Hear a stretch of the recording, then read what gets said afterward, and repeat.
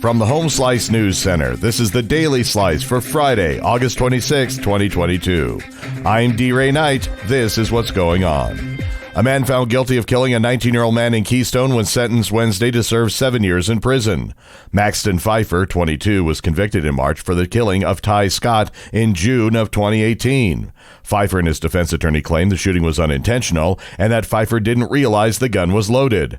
Judge Jeffrey Connolly sentenced Pfeiffer to 30 years in prison with 23 of those suspended, plus 180 days credit for time served. Another arrest has been made in connection with an August 20th double homicide in Rapid City. Amy Rose has more.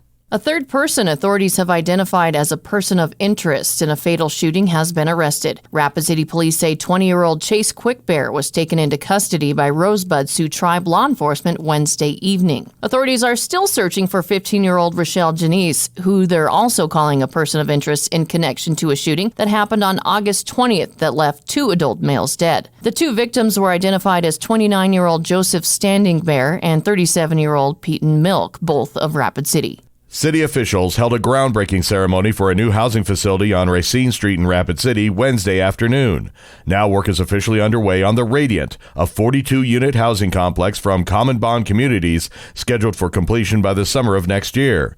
Based out of Minnesota, the decades-old organization has placed a focus on making affordable housing available in their home state. They also have properties in Wisconsin and Iowa. Once finished, the Radiant will mark the first structure in South Dakota for Common Bound communities. Of the 42 units planned, 30 will be specifically reserved as affordable housing units for families. The other 12 will be listed at market price. In national and international news, here's the latest on the war in Ukraine. The Zaporizhzhia nuclear power plant in the middle of the fighting in Ukraine was temporarily knocked offline because of damage to a transmission line. That caused a blackout in the region on Thursday and heightened fears of a catastrophe in a country haunted by the Chernobyl disaster. The plant has been occupied by Russian forces since the early days of the war. Ukraine alleges Russia is essentially holding the plant hostage, storing weapons there and launching attacks from around it. Moscow accuses Ukraine of recklessly firing on it. On Thursday, authorities said the plant was cut off from the grid because of the transmission line damage. Ukrainian President Volodymyr Zelensky blamed Russian shelling and said the plant's emergency backup diesel generators had to be activated. A judge has ordered the Justice Department to release the Trump Mar-a-Lago search affidavit. Amy Rose has the details.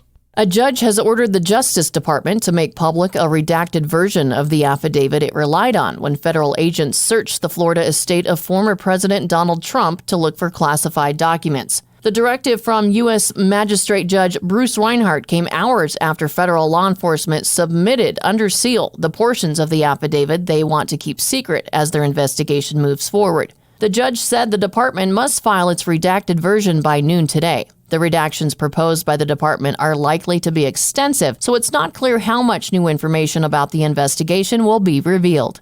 When Federal Reserve Chair Jerome Powell delivers what will be his most closely scrutinized speech of the year today, investors and economists will be combing his remarks for any clues about how fast the Fed may continue to raise its short-term interest rate and for how long.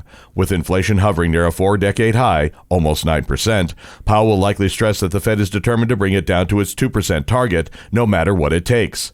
The Fed's rate hikes may well defeat inflation in time, but fear is growing that they may cause a recession in the process.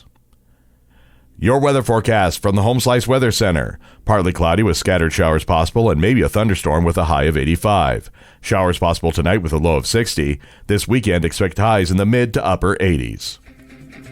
And that was your Daily Slice for Friday, August 26, 2022. The Daily Slice is a production of Home Slice Media Group, hosted by D. Ray Knight with Amy Rose. Executive producer Mark Houston. Engineered by Chris Jacquez. I'm D. Ray Knight. Have a great weekend.